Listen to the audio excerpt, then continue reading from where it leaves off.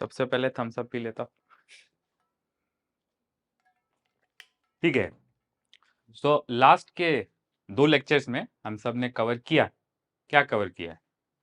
First में introduction, और I guess second में क्या कवर किया? डीएनए का basic structure like phosphodiester bond. आज हम लोग डीएनए का हाई लेवल का स्ट्रक्चर देखेंगे जिसको बोलते हैं डबल हेलिक्स। ठीक है, सो इसको हिस्टोरिकली थोड़ा बिल्ड करना पड़ेगा। इस लेक्चर को we'll have to understand historically. ठीक है, तो सबसे पहले एक तो साइंटिस्ट का नाम याद रखना है, फ्रेडरिच मीशर। ठीक है, Friedrich Miescher. Notice he is not Frederick, he is rich. ठीक है, सो ही इज रिच। ठीक है, एनीवेज, अच्छा, Griffith is not rich, Griffith was poor, he was rick, rick for rickshaw. लेकिन this one is Friedrich Miescher. ठीक है, rich as in Rolls Royce. ठीक है, सो ये क्या है? Friedrich Miescher. तो इन्होंने एक कॉइन, वर्ड कॉइन किया, न्यूक्लिन। न्यूक्लिन, ठीक है। न्यूक्लिन किसके लिए कॉइन किया? ऑब्वियसली जेनेटिक मटेरियल के लिए कॉइन किया। वंस अगेन, पहले क्या बोलते थे? प्यूटेटिव जेनेटिक मटेरियल, कुछ तो होगा जो पेरेंट से प्रोजेनी में आता है और कैरेक्टर्स को कंट्रोल करता है, लेकिन इन्होंने उसका एक नाम दे दिया, न्यूक्लिन। ठीक है, so nuclein can be thought of as an alter, another name for genetic material. ठीक है, फॉर जेनेटिक मटेरियल। तो आप बोल सकते हो कि न्यूक्लिन जो है वो किसके लिए वर्ड है? डीएनए के लिए है। ठीक है, because for all practical purposes genetic material of cell is DNA, इसलिए nuclein is word for DNA, nucleic acid. ठीक है, उसके बाद 2 साइंटिस्ट आए।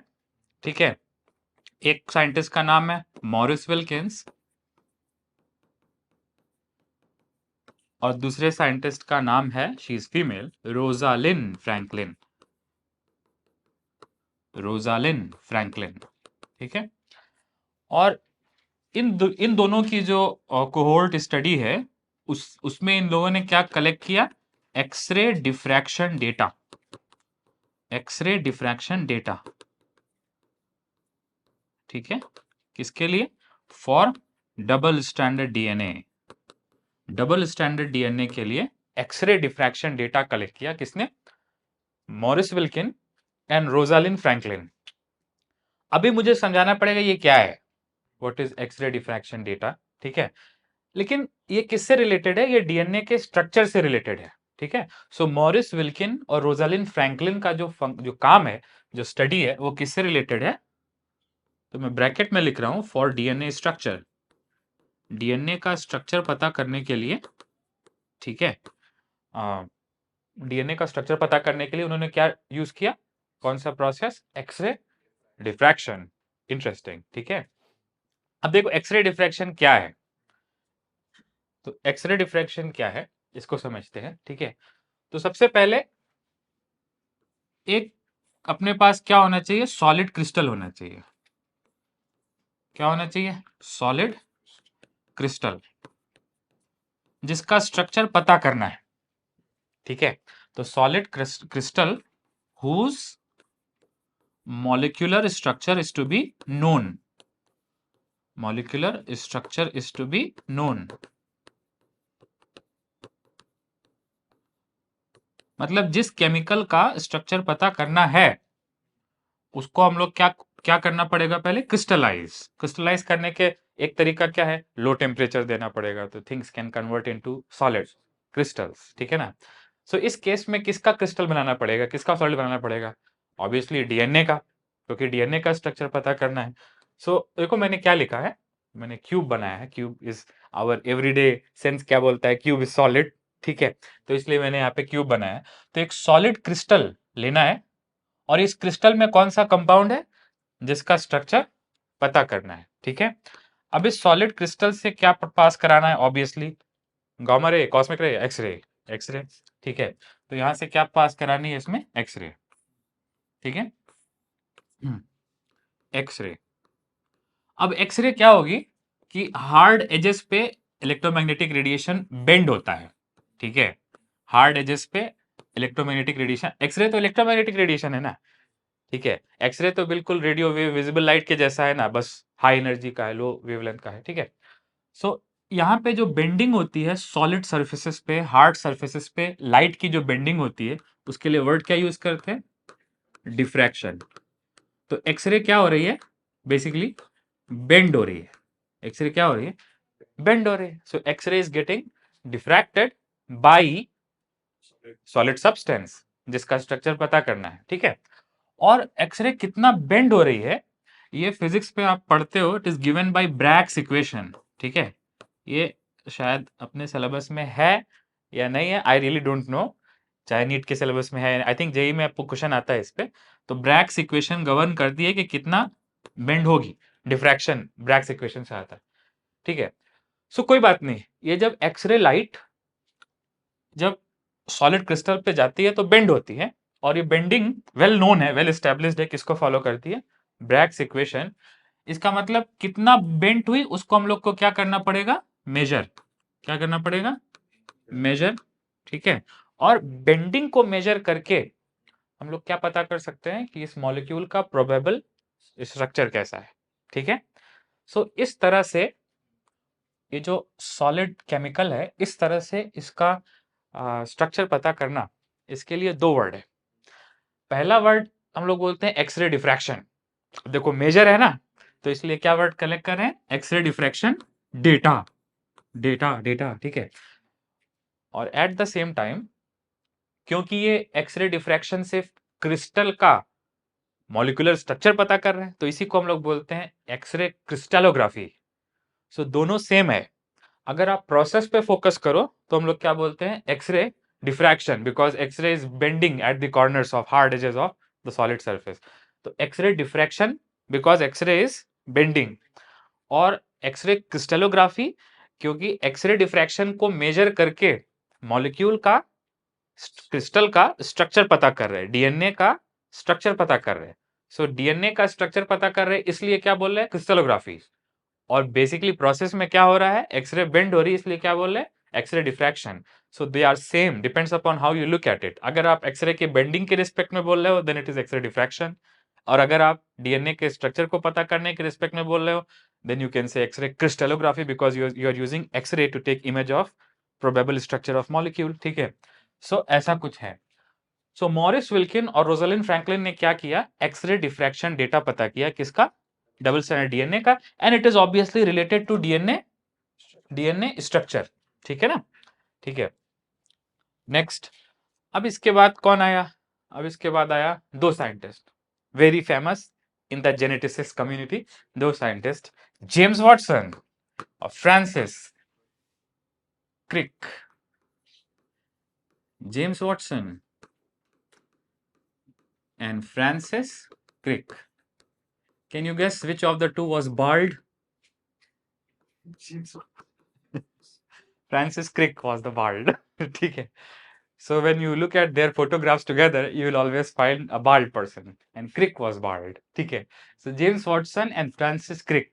मैं इनको मजाक मजाक में ऐसे क्यों बोल रहा हूँ? उसका रीजन है because Crick is special, Crick was special. Crick ने बहुत कुछ और भी किया, जैसे सेंट्रल डॉगमा में भी किसका रोल है? Francis Crick. और क्रिक का रोल उसमें भी adapter molecule, tRNA adapter molecule है, उसमें भी क्रिक का रोल है। तो ठीक है, वैसे तो James Watson Francis Crick both give both did DNA का डबल हेलिकल मॉडल, दोनों ने दिया, लेकिन और रोल, एक्स्ट्रा रोल और भी है, किसका? क्रिक का। क्रिक वाज बाल्ड, ठीक है, ठीक है। So James Watson and Francis Crick, इन दोनों ने मिलकर के क्या दिया? सिंगल हेलिक्स या डबल हेलिक्स? यही पढ़ने जा रहे हैं हम लोग। डबल हेलिकल मॉडल किसके लिए? सिंगल स्ट्रैंडेड डीएनए के लिए, डबल स्ट्रैंडेड डीएनए के? डबल हेलिक्स है तो डबल स्ट्रैंडेड डीएनए का होगा, ठीक है, फॉर डबल स्ट्रैंडेड डीएनए, ठीक है। So James Watson and Francis Crick, पांच नाम हो गए। सबसे पहले Friedrich Miescher, nuclein. Number two, Maurice Wilkins, Rosalind Franklin, they collected x-ray diffraction data for DNA crystal, double stranded DNA. और फिर उस डेटा को यूज करके जो मॉडल दिया डीएनए का, वो किसने दिया? James Watson and Francis Crick. इसका मतलब थ्योरी किसका है? इनका है, लेकिन डेटा किसका है? Morris Wilkin, Rosalind Franklin. उन्होंने डेटा कलेक्ट किया, सो दे आर एक्सपेरिमेंटलिस्ट, दे आर ऑब्जर्वेशनलिस्ट। लेकिन ये कौन है? They are theorist. इन्होंने डेटा कलेक्ट किया, एक्सपेरिमेंट किया, या डेटा से थ्योरी दिया? थ्योरी दिया। So they are theorist, they are not experimentalist by nature. ठीक है। So James Watson, Francis Crick, इन्होंने डबल हेलिकल मॉडल दिया। Double helical model is theory. ठीक है। अरे एक्सपेरिमेंट तो ये है ना। ठीक है, डेटा वाला। ठीक है। For double standard DNA using x-ray diffraction data.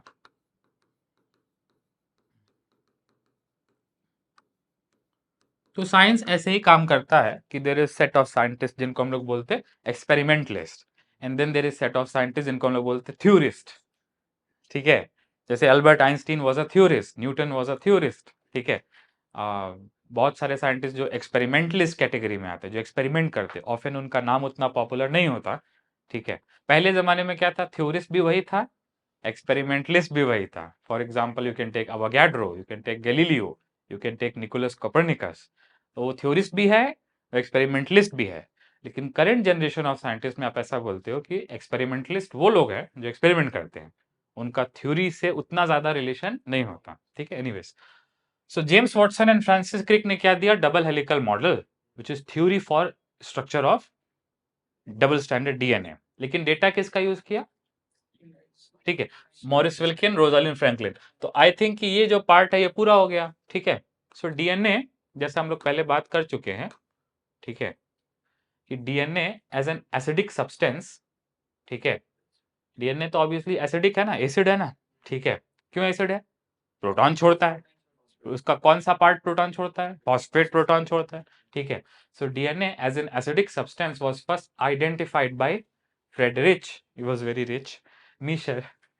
He named it nuclein. So nuclein word किसके लिए है? डीएनए के लिए, जेनेटिक मटेरियल के लिए। ठीक है। Next, however due to technical limitation, DNA इतना बड़ा मॉलिक्यूल है, मैक्रो मॉलिक्यूल है, उसको सेल से बाहर निकालना उस समय पॉसिबल नहीं था। अर्स्टवाइल, उस समय, कंटेम्परेरी टाइम पे पॉसिबल नहीं। अभी पॉसिबल है आइसोलेशन ऑफ डीएनए, लेकिन मीशर के समय में पॉसिबल नहीं था। इसलिए डीएनए का जो स्ट्रक्चर है उसका एक्सप्लेनेशन, एलुसिडेशन मींस एक्सप्लेनेशन, उसका एक्सप्लेनेशन तब था या बाद में हुआ? बाद में हुआ। तब क्लियर नहीं था। जो चीज क्लियर नहीं होती उसको क्या बोलते हैं? एल्यूसिव। एल्यूसिव मतलब ambiguous, not clear, confusion. So elusive मतलब मिस्ट्री, मिस्टीरियस। ठीक है। तो डीएनए का स्ट्रक्चर उस समय नोन था या मिस्टीरियस था? मिस्टीरियस। किस समय? मीशर के समय वाज एल्यूसिव, मिस्टीरियस।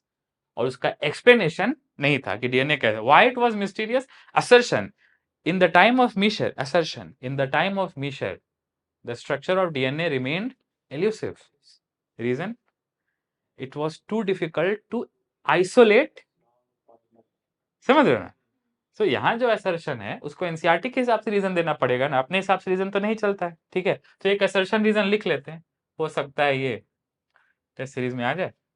ठीक है। तो assertion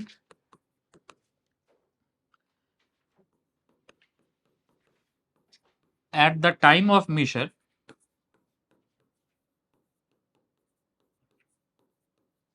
at the time of Friedrich Miescher, at the time of Miescher, the structure of DNA, DNA कैसा होता है chemically, higher order structure, primary structure कैसा है, सेकेंडरी स्ट्रक्चर कैसा है। At the time of Miescher the structure of DNA remained elusive, not clear, remained elusive. ठीक है। अभी इसका रीजन क्या दे सकते हैं हम लोग?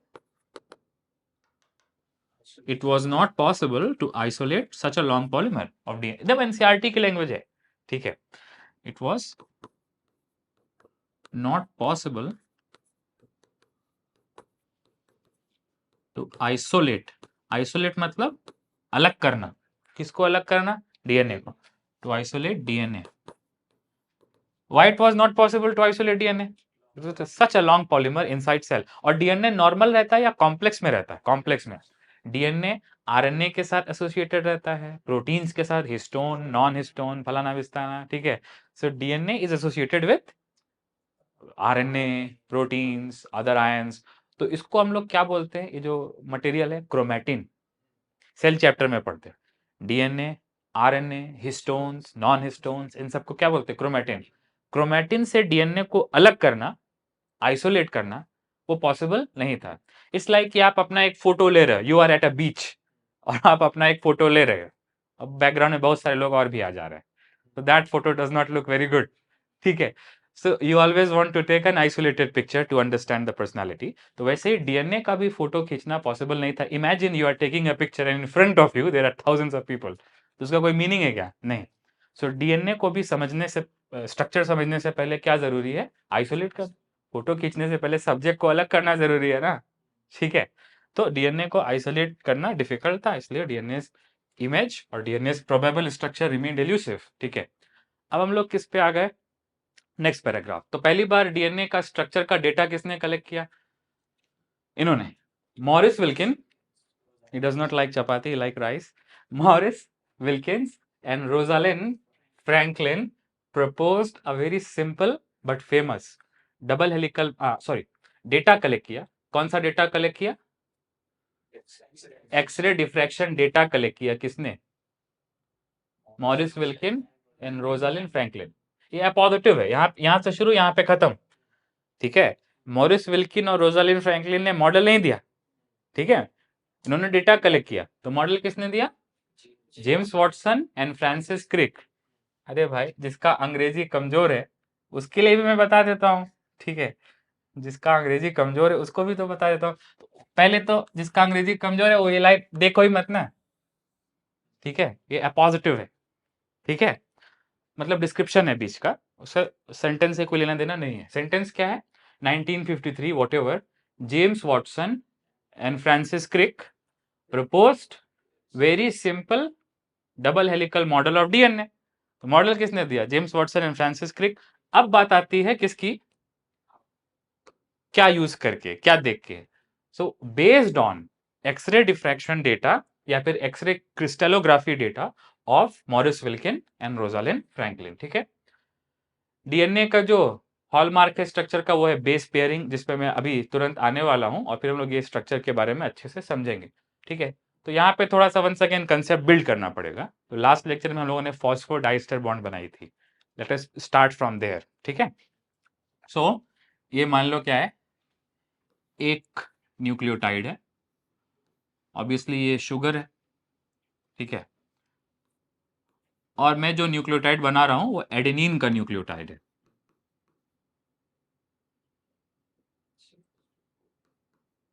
ठीक है। अब पूरा बनाने की जरूरत नहीं है कि पूरा एडेनिन का स्ट्रक्चर और पूरा फॉस्फेट का structure, just P and this will be enough, ठीक है, ऐसा करके, ठीक है।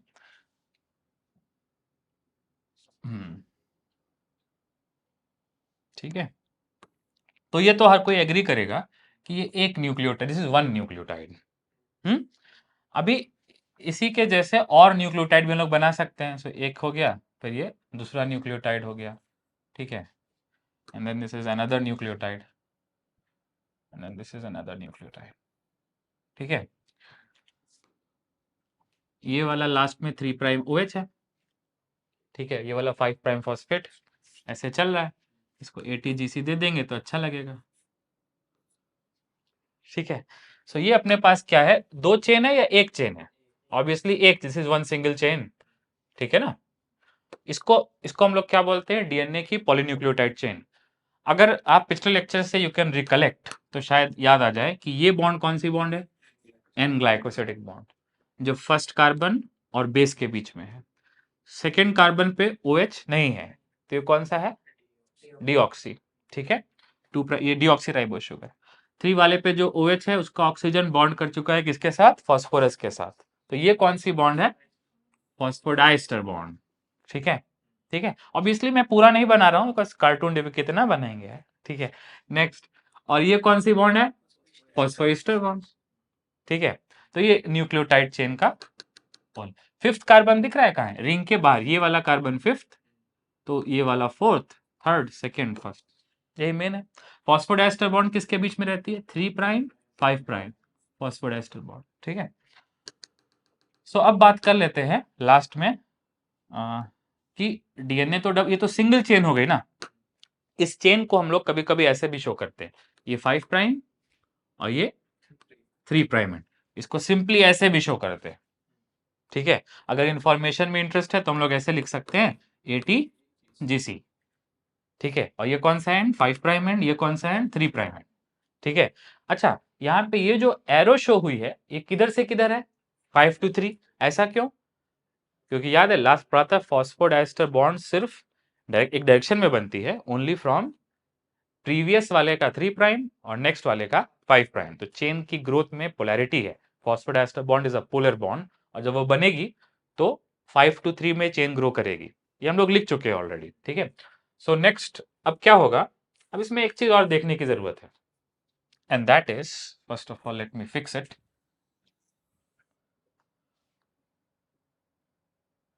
ठीक है। अब इसमें यह देखने की जरूरत है कि जो बेस है और जो बैकबोन है उसमें क्या रिलेशन है। तो बैकबोन किसकी बनी है? ये बनी, ये बैकबोन है। Let me use blue for backbone, B for blue, B for backbone, ठीक है। ये क्या है? इसको हम लोग क्या बोलते हैं? बैकबोन, ठीक है। जो मैंने अभी बॉक्स में, ब्लू बॉक्स में रखा है, ठीक है, इसको क्या बोलते हैं? बैकबोन। और बैकबोन देखो किसकी बनी है? Sugar phosphate, sugar phosphate, sugar phosphate, उसकी बनी है ना, ठीक है। सो बैकबोन किसकी बनी है? Sugar phosphate, sugar phosphate, sugar phosphate, इसमें कुछ बदल नहीं रहा है। बदल कहां रहा है? बैकबोन में या प्रोजेक्शन में, बेस में? बेस में। तो इसको हम लोग बैकबोन नहीं बोलते, rather we call this one as base. तो जो बेस है वो बैकबोन में है या प्रोजेक्शन में है? प्रोजेक्शन। तो लैंग्वेज बहुत इंपॉर्टेंट है, क्या यूज करना है। तो बेस इज प्रोजेक्शन और शुगर एंड फॉस्फेट क्या है? बैकबोन, ठीक है। अच्छा, एक चीज और नोटिस करो, फॉस्फोडाइस्टर बॉन्ड कहाँ है? वो तो बैकबोन में है ना, ठीक है। तो फॉस्फोडाइस्टर बॉन्ड तो बैकबोन में है, उसका प्रोजेक्शन से कोई लेना देना नहीं है, ठीक है। सो एक पॉइंट अपना काम का क्या हो जाएगा, अभी मैं बाद में वैसे भी लिखवाने वाला हूं, कि backbone is formed of sugar and phosphate and bases project inward, वो बाद में लिखेंगे, ठीक है।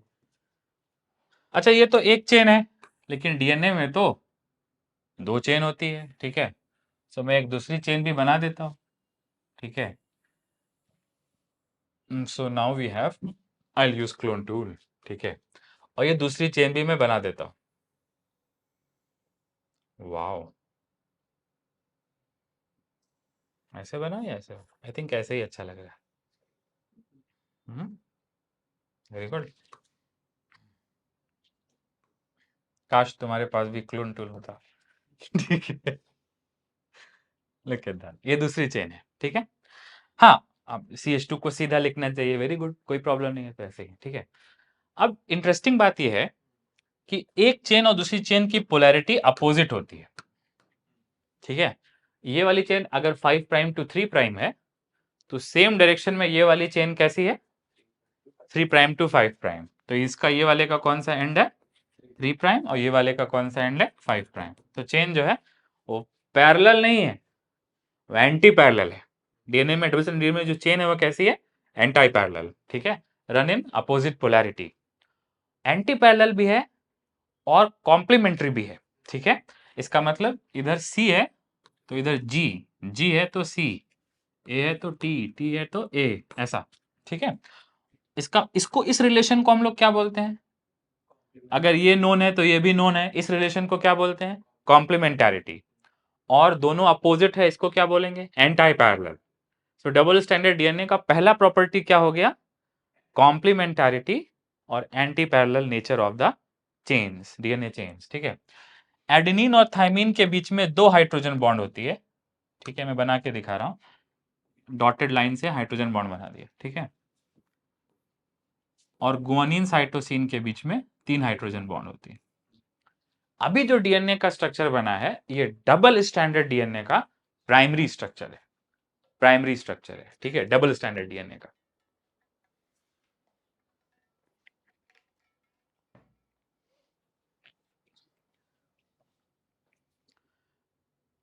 We can keep on drawing this, लेकिन उसका कुछ सेंस नहीं होगा क्योंकि this is so huge of a molecule.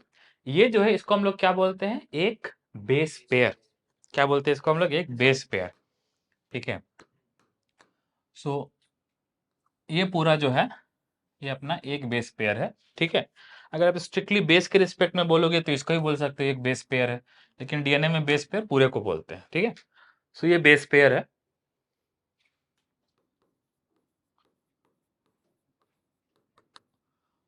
और जो सारे पॉइंट्स एनसीईआरटी में लिखे हैं मैं उनको इसके बेसिस पे और एक और डायग्राम बना के एक्सप्लेन करने वाला हूं। ठीक है, सो ये डीएनए का कौन सा स्ट्रक्चर है, डबल स्टैंडर्ड डीएनए का प्राइमरी स्ट्रक्चर है। डबल स्टैंडर्ड डीएनए का प्राइमरी स्ट्रक्चर है, ऐसा दिखता है, क्योंकि अभी इसमें कुछ ट्विस्ट तो नहीं आया है ना, अभी ये हेलिक्स तो नहीं बना है ना। सो ये डबल स्टैंडर्ड डीएनए, ऑब्वियसली ये डबल स्टैंडर्ड डीएनए है, दो स्ट्रैंड है, दो चेन है, एक ऊपर वाली 5 to 3, नीचे वाली 3 to 5 लेफ्ट टू राइट में। सो ऑब्वियसली ये डबल स्टैंडर्ड डीएनए है, लेकिन ये अभी कैसा स्ट्रक्चर है, सेकेंडरी या प्राइमरी, प्राइमरी। ठीक है, अच्छा इसको सिंप्लीफाई करके ऐसे भी हम लोग बोल सकते हैं कि ऐसा है, खत्म ना।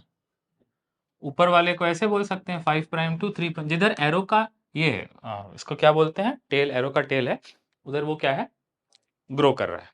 ठीक है, 3 प्राइम। नेक्स्ट, और ये क्या हो गया, देखो इंसिडेंटली माई 5 लुक्स लाइक 3, राइट, इसलिए मैं इसको सही कर लेता हूँ। ठीक है, और ये क्या है, 3 प्राइम टू 5 प्राइम। ठीक है, चलो नेक्स्ट। ऊपर जैसे यहाँ पे डिटेल अगर शो करना हो तो ATGC है, अटकग, तो यहाँ क्या होगा, टकग, TACG होगा। ठीक है, तो that is if you brag about information with in. ठीक है, सो इसको क्या बोलते हैं, डबल स्टैंडर्ड डीएनए का कौन सा स्ट्रक्चर, प्राइमरी स्ट्रक्चर। अभी सेकेंडरी स्ट्रक्चर नहीं आया है, याद रखना, सेकेंडरी स्ट्रक्चर डबल हेलिक्स है और प्राइमरी स्ट्रक्चर ऐसा है। इसको डबल हेलिक्स नहीं बोलते, तो इसको बोलते क्या है, अगर इसको डबल, ये तो डबल हेलिक्स नहीं है ना, ये तो स्प्रिंग है क्या, नहीं ये तो हेलिक्स नहीं है, तो इसको बोलते क्या है, इसके लिए वर्ड है लैडर लाइक, ये सीढ़ी जैसा है। ठीक है, सो डबल स्टैंडर्ड डीएनए का जो प्राइमरी स्ट्रक्चर है वो कैसा है, डबल हेलिक्स है क्या, या लैडर लाइक है, लैडर लाइक है, ट्विस्टेड है या प्लेनर है, प्लेनर है, नॉन ट्विस्टेड है। ठीक है, लैडर लाइक। ठीक है, और इसमें दो बातें क्या छुपी है, क्या है वो दो जादुई शब्द, पहला क्या, एंटी पैरेलल, दोनों चेन कैसी है, एंटी पैरेलल। अरे देखो ना, एक का शुगर का ओ इधर है, एक का ओ इधर है। ठीक है, एक 5 to 3, एक 0 to 5 है लेफ्ट टू राइट में। ठीक है, सो पहला वर्ड क्या है, anti parallel, some people call it anti parallel, I call it anti parallel, does not matter. दूसरा कौन सा, कॉम्प्लीमेंटैरिटी। कॉम्प्लीमेंटैरिटी का मीनिंग क्या है, अगर एक बेस नोन है तो हाँ, तो दूसरा वाला भी नोन है। ठीक है, A तो T, G to C, क्या बोलते हैं, कॉम्प्लीमेंटैरिटी। ठीक है, कॉम्प्लीमेंटैरिटी इज लाइक बैकअप। ठीक है, तो ये दो हो गया। ठीक है, अभी इसके बाद क्या होता है कि डीएनए नेचुरली ऐसे स्टेबल नहीं है। ये जो स्ट्रक्चर है, ये मैं पूरी रिस्पॉन्सिबिलिटी के साथ बोल रहा हूं कि ये जो स्ट्रक्चर है वो स्टेबल नहीं है। अगर आप इसको बड़ा करोगे और बड़ा करोगे तो ये स्ट्रक्चर स्टेबल नहीं है, रेदर ये स्ट्रक्चर क्या हो जाएगा, घूमने लगेगा, रोटेट होने लगेगा। ठीक है, क्यों रोटेट होगा, it is in the symmetry of it, इसकी स्टेबिलिटी के लिए जरूरी है कि वो सीधा ना रहे, वो रोटेटेड रहे। ठीक है, ठीक है, अगेन इंटरेक्शन पढ़ने की जरूरत नहीं है, लेकिन अगर ये इसको आप ऐसे लंबा कर दोगे तो ये नेचुरली क्या हो जाएगा, rotate. Why rotate, not in our syllabus, I can explain, लेकिन अपने सिलेबस में नहीं है। लेकिन आप ऐसे याद रखो कि ये ऐसे स्टेबल नहीं है, अगर ये लंबा होगा, जितना बड़ा होता जाएगा तो वो हेलिक्स का फॉर्म लेना शुरू कर देगा। ठीक है, अच्छा, अब इसमें मुझे एक बात और बतानी है, याद है प्यूरिन पिरिमिडीन में साइज डिफरेंस था, डू यू रिमेंबर, कि purines were larger, pyrimidines were smaller, तो I think I should make them larger। ठीक है, so what I can do is I can increase the size of it। ठीक है, ठीक है, similarly here,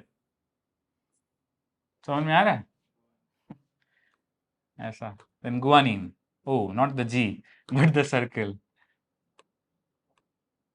Will I be able to select the circle? ठीक है, तो बेसिकली क्या हो रहा है कि जो, मुझे भी जिद हो गई नहीं सर्कल, ऐसा है कि एक तरफ बड़ा बेस है तो एक तरफ छोटा बेस है, एक तरफ छोटा है एक तरफ बड़ा बेस है। जरा सोचो कि अगर टी और सी पेयर होता, जस्ट इन केस, अगर टी और सी पेयर होता, एक तरफ छोटा टी एक तरफ छोटा सी, तो ये जो पूरा जो इसका पूरा विथ है वो कम हो जाती ना, कम हो जाती। और अगर ऐसा होता कि एक तरफ बड़ा जी और एक तरफ बड़ा ए, तो विथ वहां पे क्या हो जाती, बढ़ जाती। पॉइंट क्लियर है कि नहीं क्लियर है? हमेशा क्या होता है कि larger purine base pairs with smaller pyrimidine. A is purine, so T is pyrimidine. G is purine, so C is pyrimidine. ठीक है, तो larger purine base pairs with smaller pyrimidine, एक छोटा एक बड़ा, एक बड़ा एक छोटा। इसकी वजह से होता क्या है कि ये जो विथ है ये क्या रहती है, कांस्टेंट रहती है। ये जो विथ है ये कांस्टेंट रहती है 2 नैनोमीटर के आसपास, हम लोग अभी भी देखेंगे। ठीक है, और ये जो बेस पेयर के बीच में जो सेपरेशन है ये भी कांस्टेंट रहता है। ठीक है, तो इसके बारे में जो बेस पेयर सेपरेशन है और इसके बारे में जो विथ है ये मैं अभी बताने जा रहा हूं, क्योंकि पहले हेलिकल समझना पड़ेगा। ठीक है, अच्छा, I think it will be better if I use a piece of paper, so who is going to sacrifice one, he will give me, already have one sacrificed piece of paper. ठीक है, तो मैं एक इसका strip बनाता हूं, let's see if I can do this. क्या कर रहा है टीचर, कलाकारी, आर्ट। ठीक है, it will take time but it will be fun. ठीक है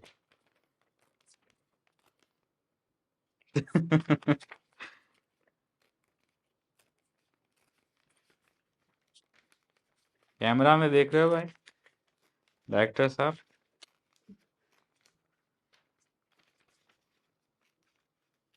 तो मैं बेसिकली एक पेपर का स्ट्रिप फाड़ रहा हूँ।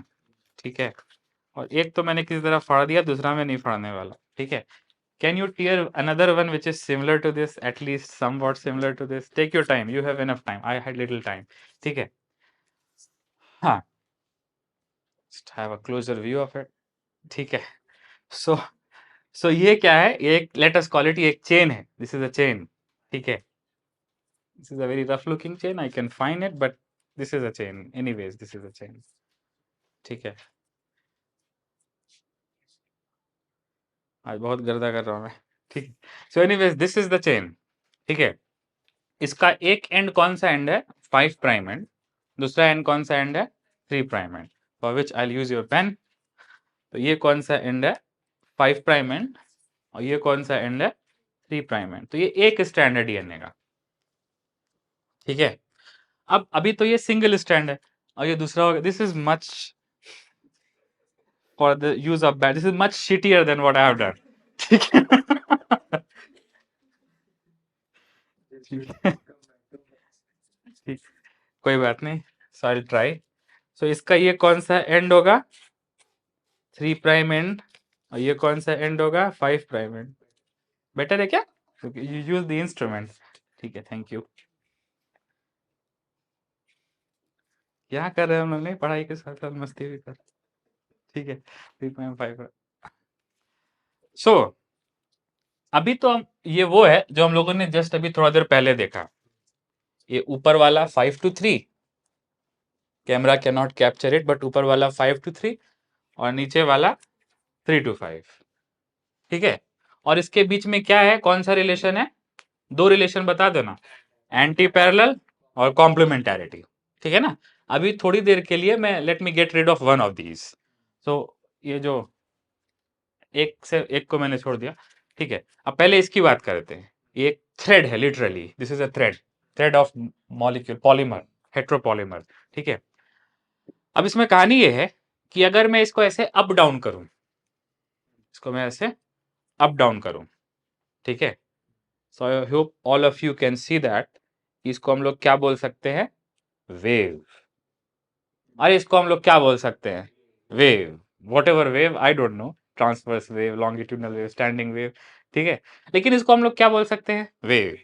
तो वेव में क्या होता है, ऑसिलेशन, मतलब up and down, crest and row, to and fro, whatever, तो ये क्या है, वेव, ठीक है।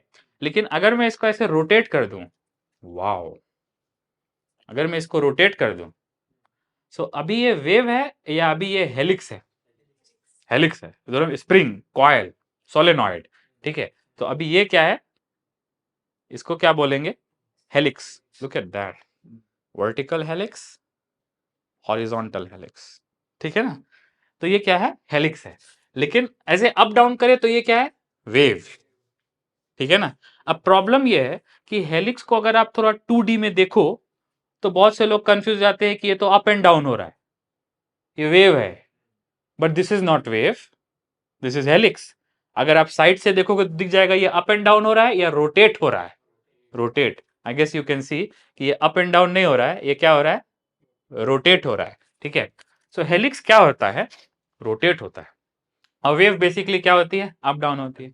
अब इंटरेस्टिंग बात ये है कि ये जो पूरा स्ट्रक्चर है ये क्या होगा, क्या ये अप डाउन होगा, ऐसा वेव बनेगा, क्या डीएनए वेव है या हेलिक्स है, हेलिक्स है। इंटरेस्टिंगली डीएनए जो है वो डबल हेलिक्स है, सिंगल हेलिक्स नहीं है। कैसा हेलिक्स है, डबल हेलिक्स है। इसका मतलब एक स्ट्रैंड रोटेट नहीं होगा, दो स्ट्रैंड रोटेट होंगे, which is very difficult to show, but I can show it anyways. अगर मेरे पास कोई इंस्ट्रूमेंट होता तो और अच्छा होता, but I have instrument which God created, the fingers. तो ये क्या है, ये सिंगल हेलिक्स है या डबल हेलिक्स है, डबल हेलिक्स है, ठीक है। तो ये कौन सा हेलिक्स है, डबल हेलिक्स है, ठीक है। सो अच्छा, उसमें डबल हेलिक्स में जो इनिशियल प्रॉपर्टीज है वो तो मेंटेन्ड है। इनिशियल प्रॉपर्टीज क्या थी, प्राइमरी स्ट्रक्चर की, एंटी पैरेलल, कॉम्प्लीमेंट्री, ये तो इनिशियल प्रॉपर्टीज थे, तो प्राइमरी स्ट्रक्चर है। तो ये कौन सा स्ट्रक्चर है, हेलिक्स वाला, I am screwing it this time, ये कौन सा स्ट्रक्चर है, secondary, primary, ladder like, primary structure, primary structure का नाम क्या है, लैडर, लैडर लाइक। और सेकेंडरी स्ट्रक्चर कैसा है, डबल हेलिक्स, सिंगल हेलिक्स नहीं, डबल हेलिक्स गया, ठीक है ना। थोड़ा और जीएसएम होता है तो अच्छा है, चलो कोई नहीं। सो सेकेंडरी स्ट्रक्चर बनाने का समय आ गया है, ठीक है। सो मान लेते हैं कि ये प्राइमरी स्ट्रक्चर है, ऐसा वाला, ठीक है। इसी को हम लोग रोटेट कर देंगे तो क्या बन जाएगा, secondary. Remember we don't have to make it to and fro, wave नहीं बनाना है। We don't have to oscillate it और रिपल इट, ऐसा नहीं करना है। We have to rotate it. एक को रोटेट करना है या दोनों को ही रोटेट करना है, दोनों को ही रोटेट करना है, सेम फेज में रोटेट करना है, ठीक है। तो मैं रोटेट कर देता हूं, ठीक है। Very difficult to draw, but you just see it and try to capture it. इसका स्क्रीनशॉट ले लेंगे, ठीक है, ठीक है। तो ये एक चेन है और ये दूसरा चेन है, and then I will use clone tool, ठीक है। वाओ, नॉट बैड, ठीक है, ऐसा।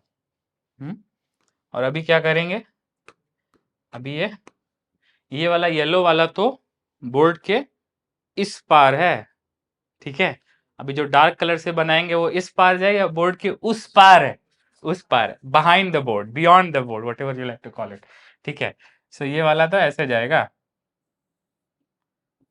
वाह लुक एट दैट, ये वाला बोर्ड के पीछे गया है,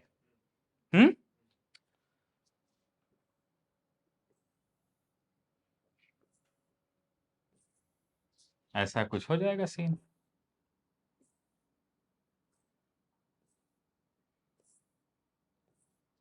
ये वाला,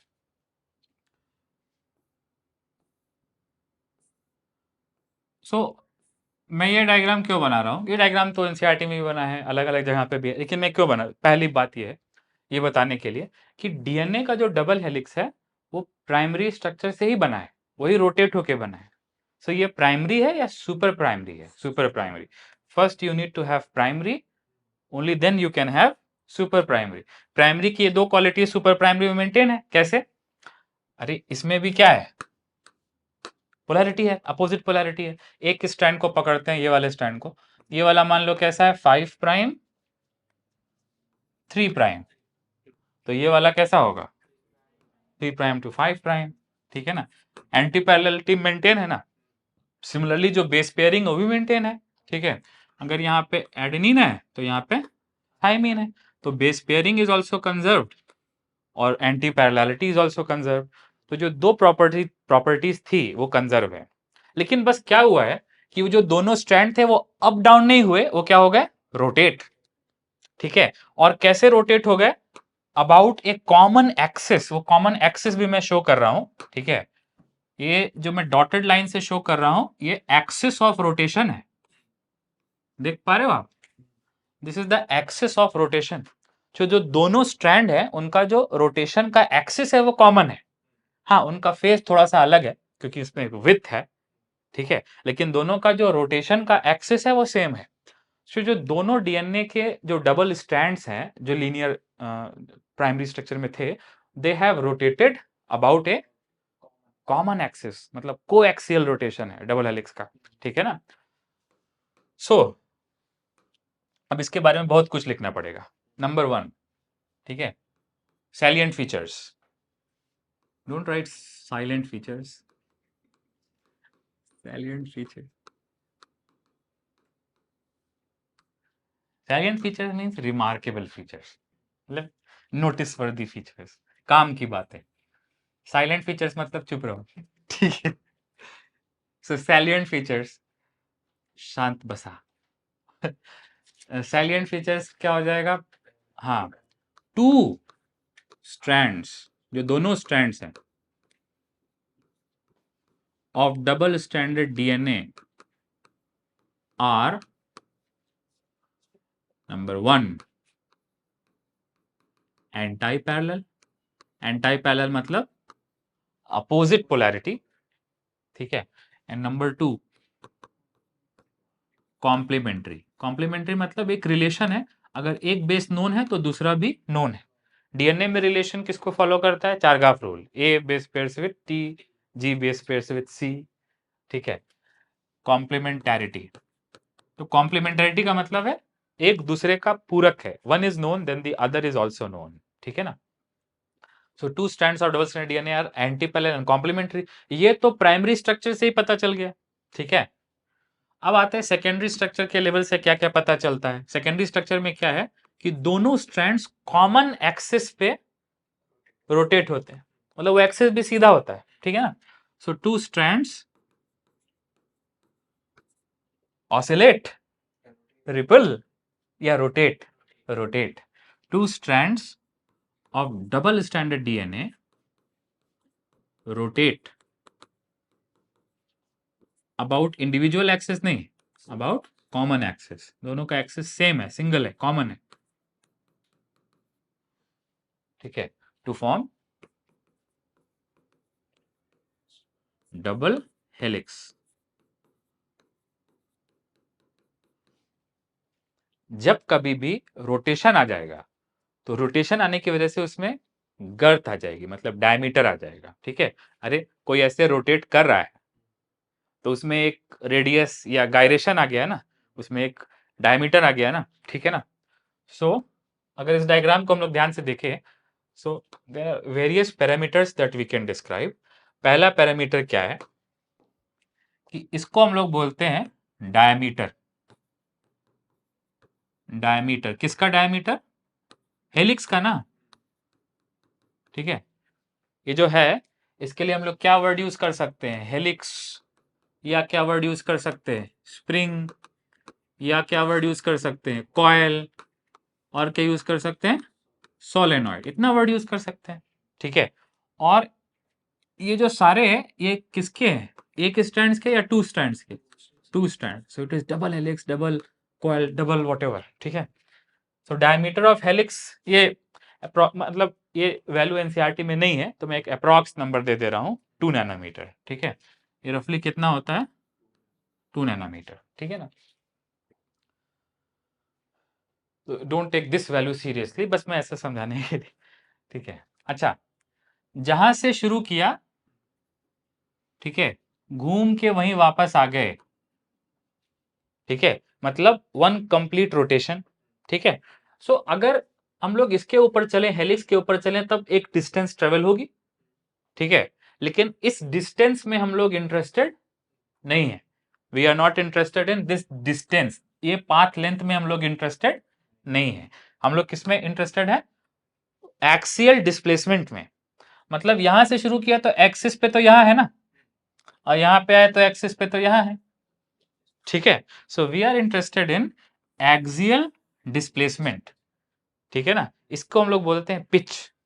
क्या बोलते हैं? Pitch of helix, pitch of helix.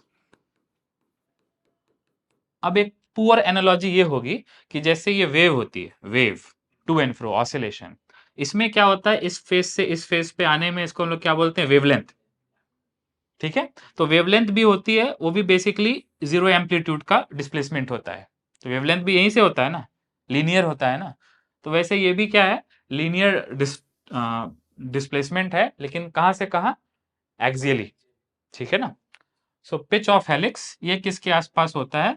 3.4 nanometre के आसपास होता है। और डीएनए में बहुत सारा वेरिएशन है, लेकिन जो सबसे कॉमन डीएनए है उसको हम लोग बोलते हैं बी डीएनए, ठीक है। डीएनए के बहुत सारे आइसोमॉर्फ्स हैं, मतलब डीएनए के बहुत सारे अलग अलग फॉर्म्स हैं, उनमें ये सब वेरी करता है। कुछ डीएनए थोड़ा मोटा होता है, जैसे just like people, people of different height, different obesity index, different BMI. वैसे डीएनए भी अलग अलग बीएमआई का होता है, कुछ मोटा कुछ पतला, ठीक है। सो वैसे ही डीएनए होता है एक बी डीएनए, एक होता है ए डीएनए। हम लोगों ने बी डीएनए क्यों लिया है? Because it is most common isomorph of DNA by far, मतलब मेजोरिटी डीएनए ऐसा ही है। डीएनए तो जेड डीएनए भी होता है, ठीक है, लेकिन ये डीएनए कौन सा है? Most common. तो हम लोग को डीएनए का कौन सा सेकेंडरी स्ट्रक्चर पढ़ना है? B DNA, which is one but the most common isomorph of DNA in the nature, ठीक है। सो नेचर में सबसे कॉमन ये है बी डीएनए, ठीक है। तो बी डीएनए की पिच कितनी होती है? 3.4 नैनोमीटर। पिच क्या है? पिच की डिफिनेशन क्या होगी? Axial displacement in one complete rotation, ठीक है। सो देखो बेसिकली क्या हो रहा है, ये मैं इसको रोटेट करूंगा ऐसे, लेकिन जब ये रोटेट कर रहा है तो ये आगे भी तो बढ़ रहा है ना, there is axial displacement involve, ठीक है। अब वॉच करो कि इसका जो बेस है जो कितना डिस्प्लेस कर रहा है उसको हम लोग क्या बोलते हैं? पिच। तो इसके डिस्प्लेसमेंट को हम लोग क्या बोलते हैं? पिच। और ये तो रोटेट करेगा ही पूरा ऐसा, ठीक है। So as I keep it towards camera, तो ये तो आगे बढ़ेगा जैसे जैसे ये रोटेट होगा, वॉच दिस, ऐसा आगे तो बढ़ेगा, लेकिन इसमें ये जो एक्सिस कितना आगे बढ़ा इसको क्या बोलते हैं? पिच। तो पिच की डेफिनेशन क्या हो गई? Axial displacement in one complete rotation. ये बी डीएनए का सबसे इंपॉर्टेंट क्वालिटी है, 3.4 नैनोमीटर, ठीक है ना।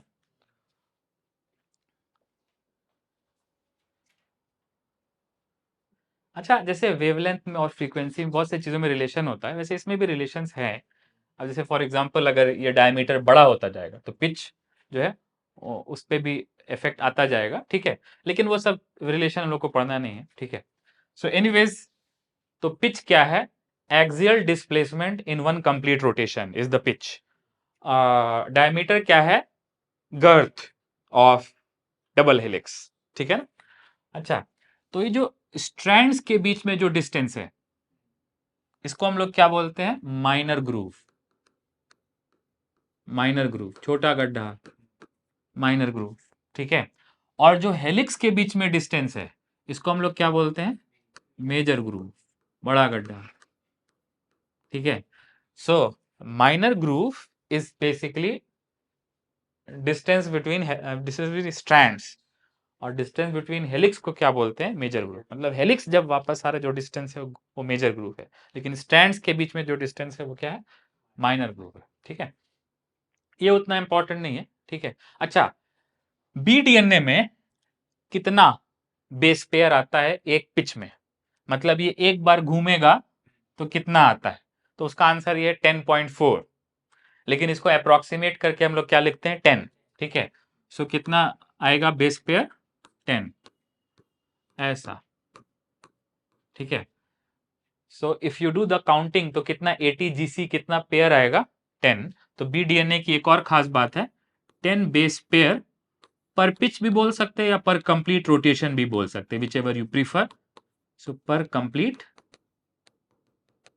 रोटेशन, ठीक है। ये क्या हो गया, बी डीएनए का मतलब सेकेंडरी स्ट्रक्चर, डबल हेलिक्स है। ये क्या है, लैडर लाइक प्राइमरी स्ट्रक्चर, ठीक है। लेकिन ये स्टेबल नहीं है, if DNA is long enough then this one is stable, ठीक है। इसके बहुत सारे वेरिएंट्स हैं, लेकिन इस आइसोमॉर्फ को क्या बोलते हैं, बी डीएनए, ठीक है।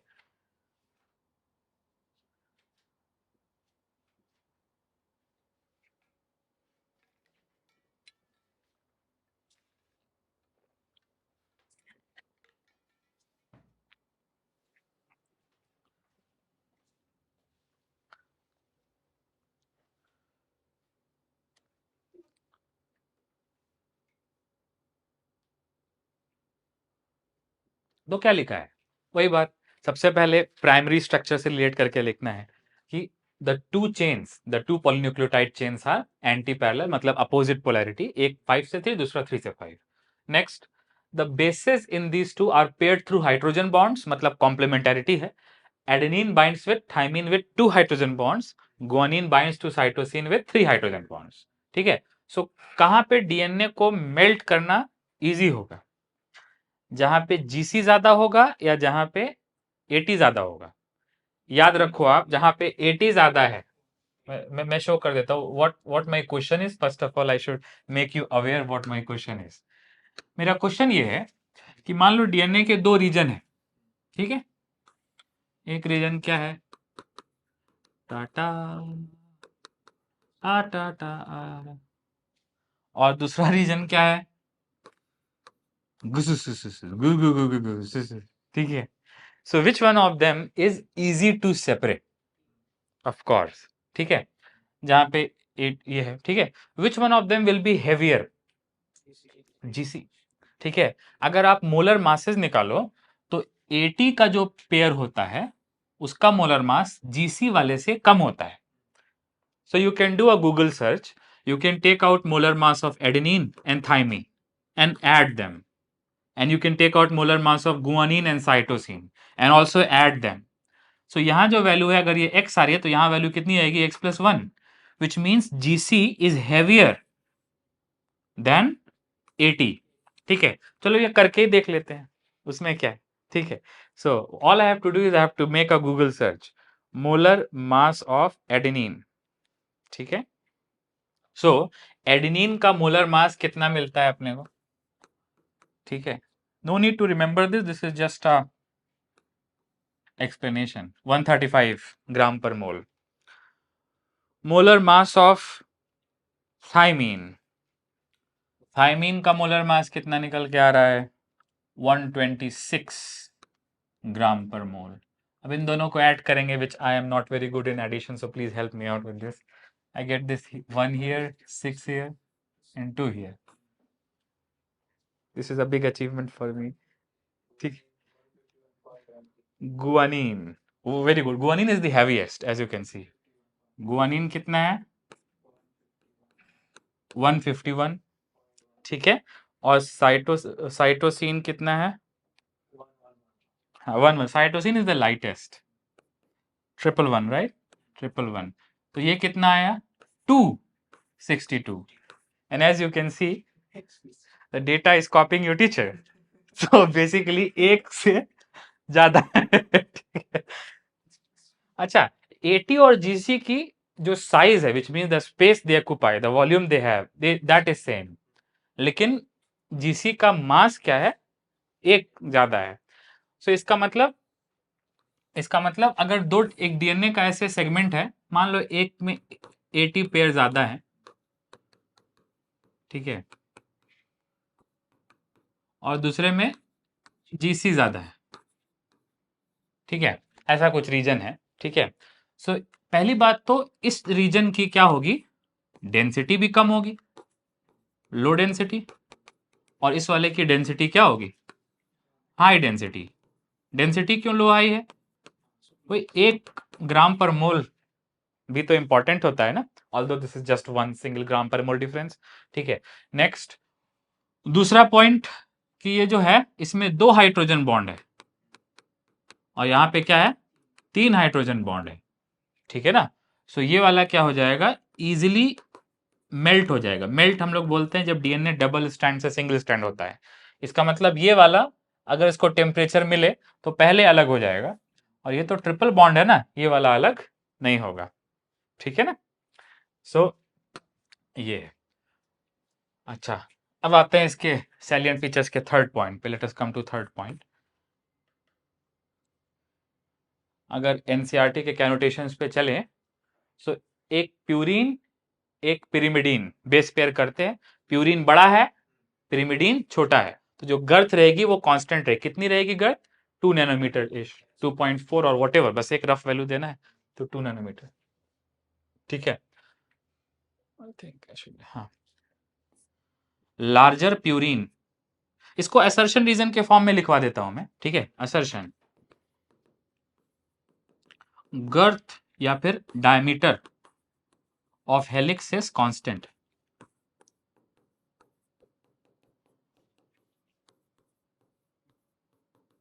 जो हेलिक्स घूम रहा है उसका जो डायमीटर है वो कांस्टेंट है।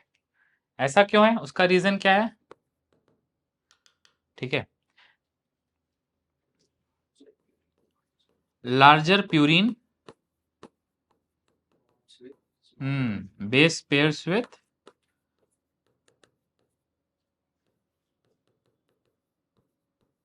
Smaller pyrimidine. ठीक है, इसको ऐसे ही बोल सकते हो आप, distance between base pair is constant, distance between to chains is constant.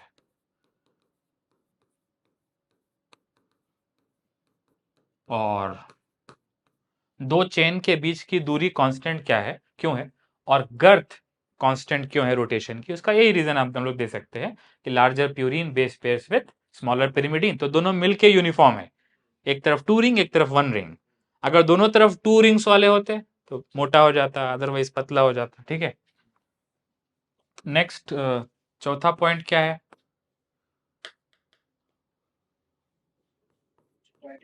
हाँ, distance between two consecutive nucleotide is also constant.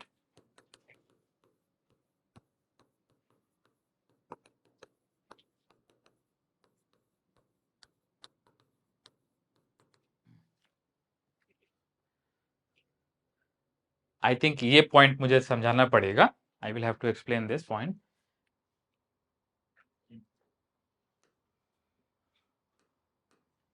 अब वो कह रहा है कि ये टोटल दूरी कितनी है, 3.4 नैनोमीटर। एंगस्ट्रॉम में लिखना है तो 10 से मल्टीप्लाई करना पड़ेगा। Angstrom is a smaller unit by 1 order of magnitude, तो एंगस्ट्रॉम में कितना हो जाएगा, 34 angstrom, because it is a smaller unit. जैसे सेंटीमीटर 3.4 सेंटीमीटर 34 मिलीमीटर, वैसे ही। ठीक है, अच्छा ये जो सेपरेशन है इसमें तो 10 बेस पेयर आ रहे हैं ना, सो एक बेस पेयर में कितना आएगा, याद रखना 0.10 से डिवाइड करना पड़ेगा ना। ठीक है, अगर 10 स्टेप में 30 जा रहे हैं तो एक स्टेप में 3 जाएंगे ना। ठीक है, सो 0.34 नैनोमीटर या फिर 3.4 एंगस्ट्रॉम।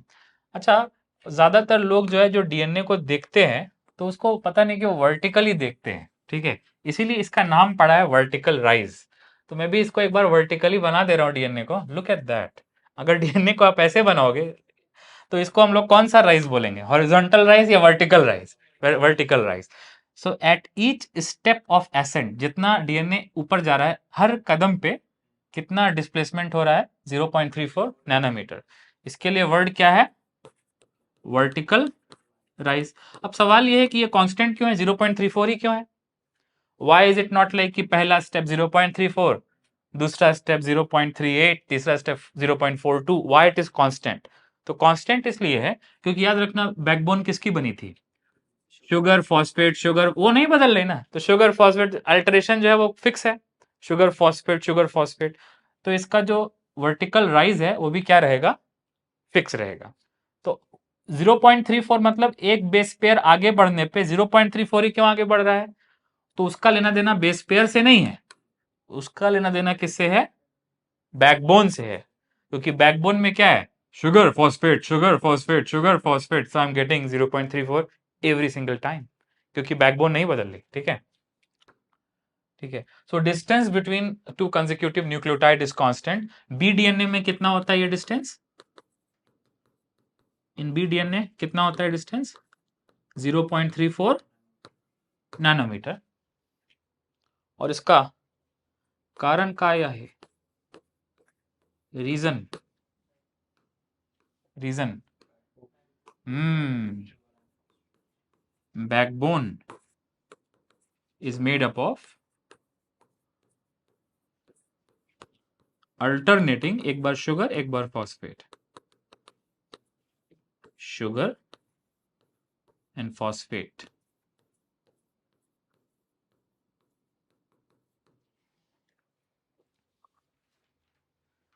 सो अगर असर्शन ये होता है कि दो बेस पेयर के बीच में दूरी कांस्टेंट है, मतलब गर्थ कांस्टेंट है, ये अगर ये होता है कि ये जो दूरी है चेन के बीच की ये कांस्टेंट है, तब उसका रीजन क्या होगा?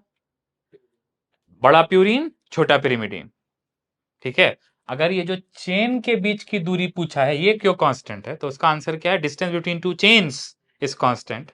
अरे सीडी है, तो सीडी के जो दो रेल है वो कांस्टेंट दूरी के क्यों है? अगर ऐसा पूछा है तो आंसर क्या होगा? बड़ा छोटा ऐसा। बट अगर ऐसा पूछा है कि वो हर स्टेप पे सीढ़ी आगे कांस्टेंट क्यों बढ़ रही है, वर्टिकल राइज कांस्टेंट क्यों है, तो उसका आंसर क्या होगा? Backbone sugar and phosphate. ठीक है, so backbone is made up of alternating sugar and phosphate. By the way इस 0.34 नैनोमीटर को, मतलब एक बेस पेयर के डिस्प्लेसमेंट को हम लोग बोलते क्या है? कौन सी rise? Vertical rise, vertical rise.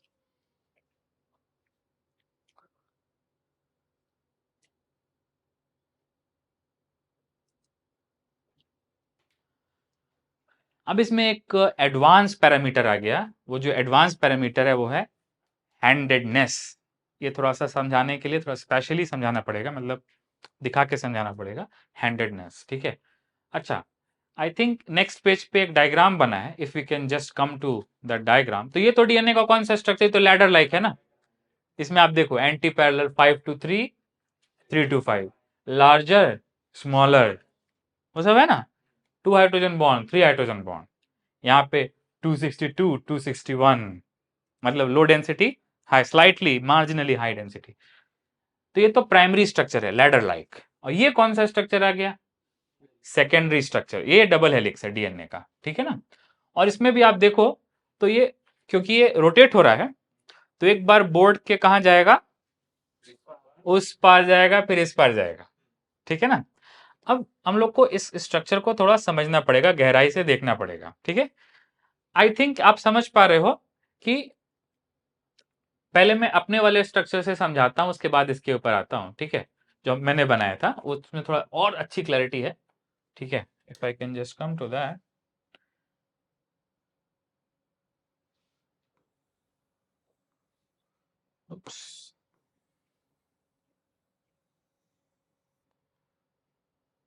ठीक है, how do I rotate it director? ठीक है, सो अभी आप देखो कि जो इसमें मैंने येलो बनाया है वो बोर्ड के इस पार है, मतलब आवर साइड, और जो डार्क कलर से बनाया है वो उस पार है। ठीक है, इसका मतलब अगर आप इस पॉइंट पे फोकस करो, इफ यू लेट अस से, हाँ, if you focus on this point, इस पॉइंट पे, तो यहां पे ये कहां से कहां जा रहा है? अगर अगर मान लो ये डायरेक्शन चूज किया, तो ये कहां से कहां जा रहा है? क्या वो बाहर से अंदर आ रहा है, क्या वो अंदर से बाहर आ रहा है, या बाहर से अंदर जा रहा है?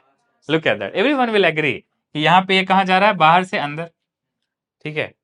ये वाला भी यहाँ पे कहाँ जा रहा है, बाहर से अंदर, और यहाँ पे कहाँ आ रहा है, अंदर से उस पार से इस पार आ रहा है ना, तो यही उस पार से इस पार ऐसा आ रहा है। तो अभी क्या है, अगर हम लोग इसको लेफ्ट हैंड से देखें तो ये बैठ रहा है क्या, एनालॉजी बैठ रहा है क्या, क्योंकि लेफ्ट हैंड अगर ये देखो थंब को कहां लगाना है, डायरेक्शन में, तो दिस इज आवर डायरेक्शन, ठीक है, लेफ्ट हैंड है, ये लेफ्ट हैंड है, this is my left hand in which I wear a watch, ठीक है, ये लेफ्ट हैंड है, ठीक है।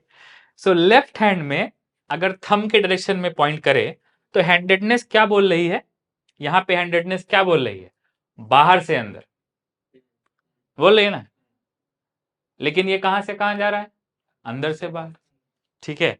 वंस अगेन यहाँ पे हैंडेडनेस क्या बोल रही है, लेफ्ट हैंड से अगर लगाए तो हाँ अंदर से बाहर बोल रही है ना, लेकिन ये जा कहां रहा है, राइट हैंड को फॉलो करते हुए बाहर से अंदर, और यहां देखो ना लेफ्ट फॉलो करते हुए, ठीक है। सो ये लेफ्ट हैंडेड तो नहीं है, क्योंकि लेफ्ट हैंड बोल रहा है कि यहाँ पे अंदर से बाहर और यहाँ पे बाहर से, लेकिन हो रहा है अपोजिट फॉलो।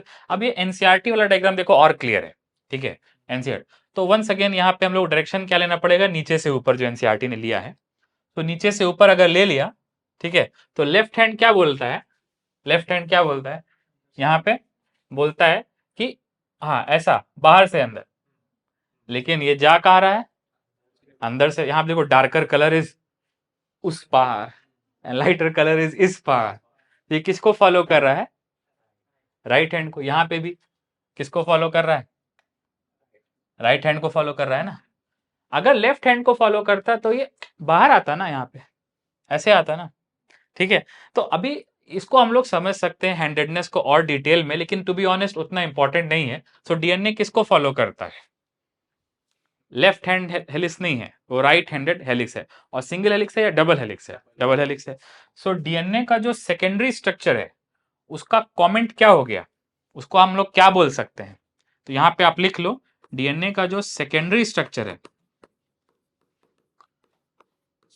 वो right handed double helix, right handed double helix,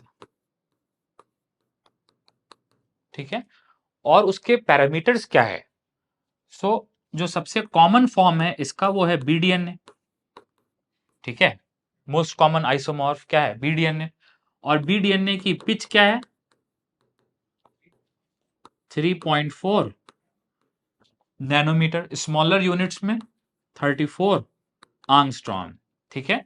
और इसका वर्टिकल राइज कितना है, वर्टिकल राइज मतलब एक बेस पेयर में कितना आगे बढ़ता है, 10 होते हैं ना, 10 बेस पेयर होते हैं ना एक रोटेशन में, एक पिच में, ठीक है।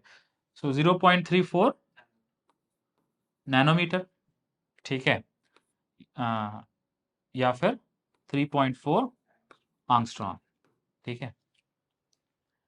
अच्छा, कॉमन सेंस, एक रोटेशन में कितना डिग्री घूमेगा, 360, आई मीन 2 पाई ऐसा घूमेगा। और कितने स्टेप है, मतलब कितने बेस पेयर हैं, 10, तो एक बेस पेयर में कितना डिग्री घूमेगा, 36। इसका मतलब कि डीएनए जब ये सीढ़ी पे चढ़ रहा है, so as the DNA is moving on this ladder, ठीक है, as the DNA is moving on this ladder, तो हर स्टेप पे ये आगे कितना जा रहा है, मतलब डिस्टेंस कितना ट्रेवल कर रहा है, एक्सियली, एक्सियली पाथ लेंथ नहीं, एक्सियल डिस्प्लेसमेंट कितना ट्रेवल कर रहा है, 0.34 नैनोमीटर, मीटर लिख दिया मैं तो कुछ ज्यादा ही बड़ा हो जाएगा नहीं, ठीक है, 0.34 नैनोमीटर। और ये कितना डिग्री रोटेट हो रहा है, 36 डिग्री, वंडरफुल, ठीक है। एक स्टेप आगे बढ़ रहे हैं तो imagine this is like a ladder, जो हर स्टेप एक स्टेप आगे बढ़े तो ऊपर कितना गए, 0.34 नैनोमीटर, और you are also rotating while doing so ऊपर कितना गए, 0.34, और रोटेट कितना, 36 degree, and then again 0. I don't know rotate कितना हो, 7। तो ऐसे रोटेशन भी है और एसेंट भी है, ठीक है।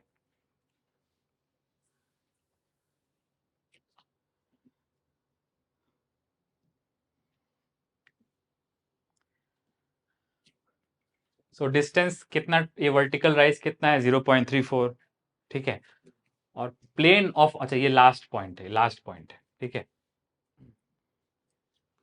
ठीक है। देखो, अगर भैंस की आंख यहाँ है, ठीक है, ठीक है, मतलब normally you are watching it, तो भैंस की आंख यहाँ है, ठीक है, you are having a lateral view of DNA. लेकिन अगर साइट यहाँ से है, सो ऊपर से देखने पे तो डबल हेलिक्स ऐसा दिखेगा ना, like a cylinder. If you are watching from this, then you are watching along the axis, तो ऐसा दिखेगा ना। अच्छा, उसमें होता क्या है, मान लो ये एटी पेयर है, ये एक बेस पेयर है एटी, ये दूसरा बेस पेयर है जीसी, ये तीसरा बेस पेयर है फिर से एटी, ठीक है। तो थोड़े समय बाद जो, मतलब मान लो ये इस पोजीशन पे है, ब्लू पोजीशन पे, और फिर मान लो थोड़े समय बाद हम लोग इस पोजीशन पे है, रेड पोजीशन पे, तो जो पिछला वाला बेस पेयर का प्लेन था, अरे ये है ना एटी, जीसी, एटी, वॉट, तो फिर उस पे फिर बेस पेयर मैच होते हैं, मतलब एक पेरियोडिसिटी है।